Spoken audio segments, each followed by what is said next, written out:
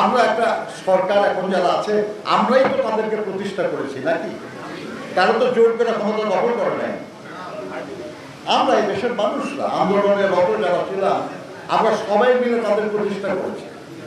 তাদের কাছে প্রত্যাশা কি আমাদের যে তারা জনগণের দৈনন্দিন সমস্যা সমাধানের চেষ্টা করবেন, যারা অপরাধ করেছে, দোষ করেছে, খুন করেছে তাদের বিচারের চেষ্টাটা করবেন, যতটা পারেন শেষ করবেন। আর যে গণতন্ত্রের জন্য আমরা লড়াই দীর্ঘদিন ধরে করে চলেছি সে গণতন্ত্র কোনো প্রতিষ্ঠার ক্ষেত্রটা প্রস্তুত করে একটা নির্বাচনের আয়োজন করবেন, তাই তো?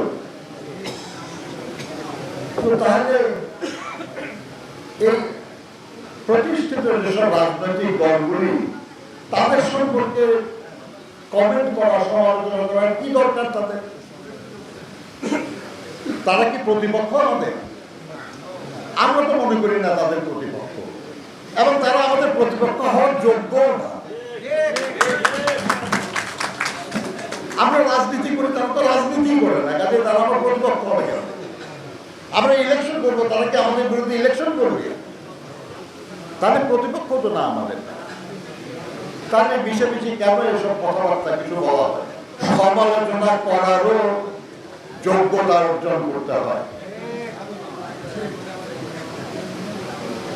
আমি 3 বছর রাজনীতি করি ধরেন, আর যে 40 বছর রাজনীতি করে আমি তার সমালোচনা করার যোগ্য?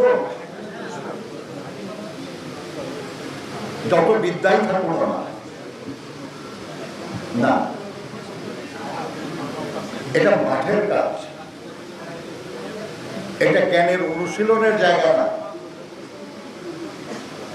পরামর্শ দেন, সমালোচনা করে।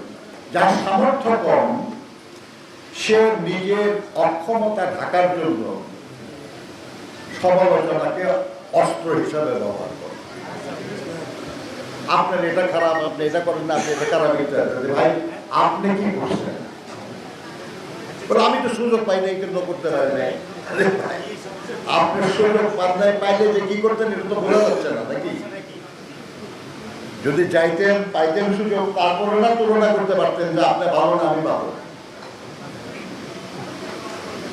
কিন্তু তারপরে এটা হবে। এবং এর জবাব যেন আমাদের কাছে প্রস্তুত থাকে। আসে জবাব হলো আমাদের ইতিহাস, জবাব হলো আমাদের অর্জন, জবাব হলো আমাদের কর্মসূচি।